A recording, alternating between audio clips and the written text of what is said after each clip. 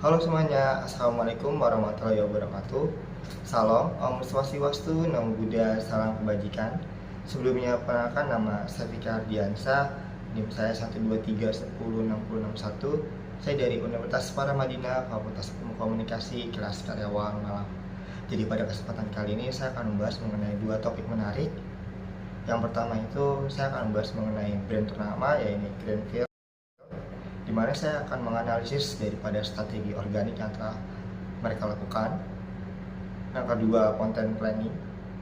Dan yang ketiga, saya akan memberikan saran ataupun kritik yang berharap dapat memberikan hal-hal positif, khususnya bagi pengembangan konten selanjutnya.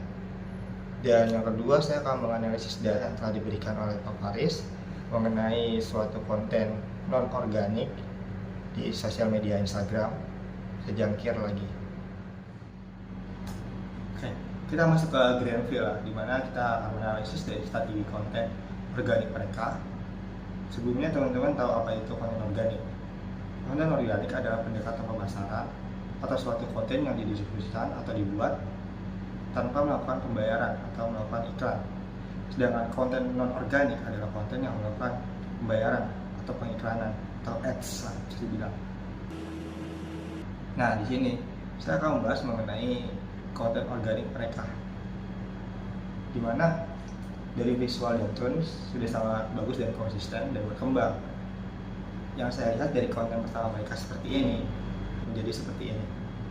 Mereka sudah sangat bagus karena mengikuti dari nama brand tersebut, Greenfield, lapangan hijau. Ada warna hijau dan perbukitan. Yang ini tentu sangat menarik daya visual.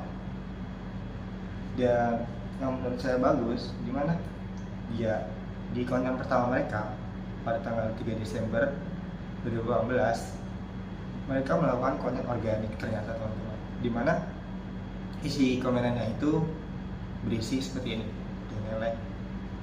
Donelek membangun citra. Ini adalah suatu strategi dalam marketing atau pemasaran produk ya, dimana kita pertama-tama itu biasanya menggunakan konten organik terlebih dahulu, karena perusahaan tidak mau mengambil resiko lebih untuk melakukan ads, karena mereka belum dapat citra merek mereka sendiri, apa citra positif dari produk tersebut.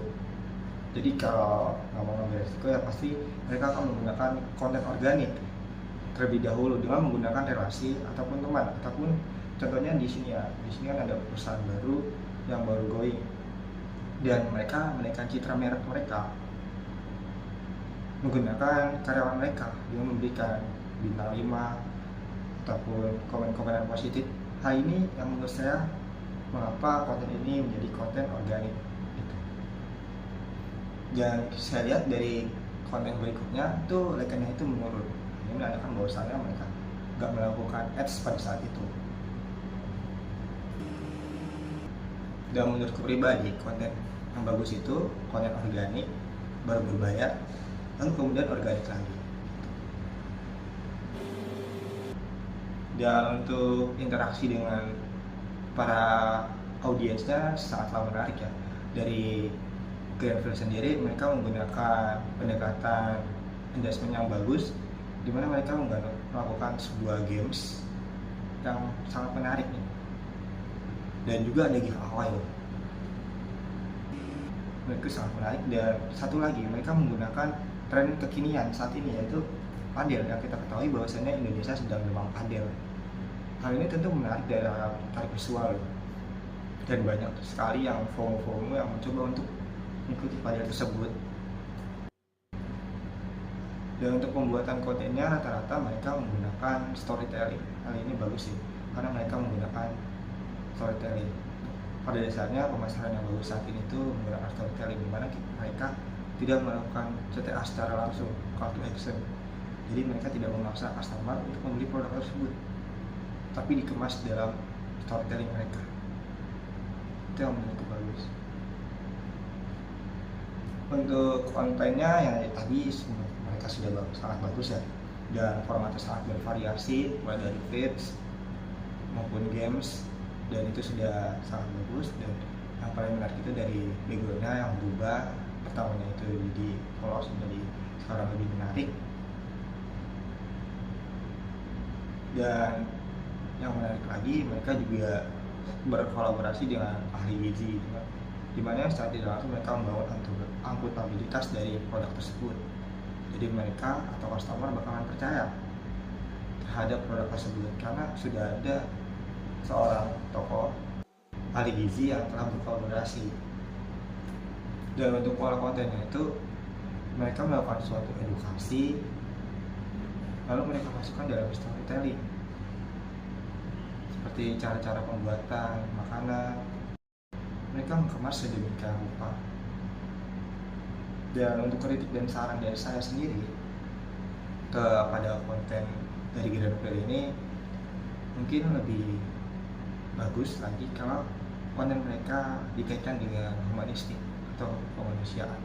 Karena pada dasarnya seseorang yang mencoba ingin membuat makanan belum tentu mereka bisa membeli produk tersebut. Dan banyak sekali perekonomian kecil yang kurang memadai alat untuk memasak tersebut. Jadi menurut pribadi, jika ingin membuat konten yang lebih lagi, kita dekatkan dengan sisi humanistik atau kemanusiaan. Dan sangat disayangkan sekali, yang sangat disayangkan itu ikoniknya sih, dia menggunakan Persib. Menurut itu kurang ideal karena kita masyarakat Indonesia masih banyak daerah-daerah lain ataupun pecinta-pecinta bola lain, seperti contohnya Persija, Surabaya, Arema, yang nantinya bakal bertentangan dengan produk tersebut. Jadi mereka kurang suka terhadap produk tersebut kan ya ikonik mereka Persib Bandung. Mungkin dari kita tidak merasakan pengalaman tersebut, tapi ada fans yang fanatiks di mana mereka menyukai klub bola mereka. Jadi lebih baik meminimalisir daripada konsumen yang nggak mau produk kita, jadi mau produk kita. Dengan apa? Kita bisa menggunakan logo hanya sebaju sepak bola saja atau timnas Indonesia yang menandakan cinta tanah air, bukan sebagai ikonik Persib. Itu aja sih menurutku pribadi. Kita masuk ke soal nomor 2 mengenai analisis data dari konten non-organik yang dilakukan di Instagram. Di sini yang melakukan konten non-organik tersebut adalah sejangkir lagi. Karena ini berupa data dan statistik, saya harus melihat data tersebut agar lebih konsisten dalam menjelaskan dan tidak salah dalam penyebutan angka. Oh ya, konten non-organik adalah yang tadi konten yang berbayar atau melakukan sebuah iklan yang menggunakan pelonggaran uang agar lebih jangkauannya banyak dan luas. Dari hasil data yang telah dibaca, mereka mendapatkan reach sebanyak 6.785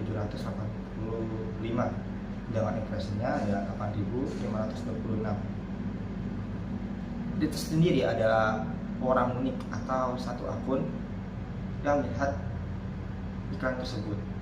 Dengan impression adalah berapa kali iklan tersebut dilihat. Misalnya saya sendiri nih, saya punya satu akun, saya ngeliat mereka 5 kali, maka di sini juga impressionnya akan bakalan nambah. Dan untuk engagementnya mereka atau interaction, persentasenya ada 78, dimana ada likes 68, komennya 2, subnya 6, share-nya 2.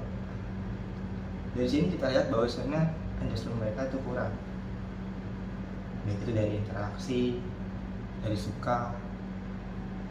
Yang berarti saran saya terhadap data ini, sejak lagi harus memaksimalkan dalam konten tersebut, baik dari visual ataupun membawa interaksi, melakukan polling, quiz atau games seperti yang dilakukan Grandpil tadi untuk menaikkan engagement mereka. Untuk profil aktivitinya sudah lumayan, sebanyak 165, profil visitnya ada 152, yang klik external link steps ada 6, yang follow ada 7. Dari profil activity sudah lumayan bagus ya, sebanyak 165, dan profil visitnya ada 192. Namun di sini external link stepnya itu cuma 6, yang berarti cetakan mereka kurang bagus. Untuk followers mereka menambah 7, cost per profil visitor sekitar 687. Mereka melakukan pengiklan tersebut selama 2 hari. Audiensnya kedai kopi, ya pasti kedai kopi karena kan ini kan kopi. Untuk top location-nya, kenapa ini kebanyakan di Jakarta sebanyak 99,9% dan jumlahnya di 1%. Padahal mereka kan juga melakukan ads. Mungkin mereka di sini merumuskan jangkauan mereka di dalam demografi mereka ini Jakarta. Padahal misalnya kita nge-ads kita itu bisa kemana aja, bisa ke Bandung, tapi di sini kebanyakan di Jakarta. Mungkin memang target marketing mereka ada di Jakarta kan, belum sampai ke luar kota. Untuk gender di sini yang saya lihat mereka lebih banyak ke laki-laki sebanyak 69,1%, sedangkan wanitanya hanya 30,9%. Berarti yang suka kopi ini atau konten ini ya laki-laki. Dan untuk top X-nya atau usia mereka di umur 25 sampai 34, di mana 60,2% itu sudah bagus. Yang sangat kecil itu di umur 35 sampai 44.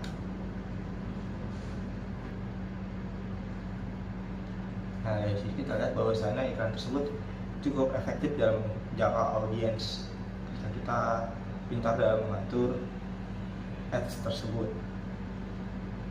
Namun disayangkan mereka mungkin menargetkannya pasarnya itu di Jakarta, maka demografinya di Jakarta semua rata-rata. Dari sini yang paling berkesan di adjustmentnya sih, karena interaksi mereka sangat dikit dan yang like itu sangat dikit, yang berarti mereka harus lebih meningkatkan konten mereka dari visual ataupun cara penyajian atau pengemasan konten tersebut agar lebih menarik. Karena yang dari saya lihat di sini hanya foto secangkir kopi dan itu kurang menarik. Tidak ada suatu interaksi ataupun games yang bakal menaikin engagement mereka. Nah, tadi adalah 2 pembahasan menarik yang telah kita bahas teman-teman. Semoga presentasi ini dapat memberikan manfaat terhadap diri kita maupun orang lain. Saya Fikri Ardiansa undur diri. Wassalamualaikum warahmatullahi wabarakatuh. See you, sampai jumpa di lain waktu, and goodbye.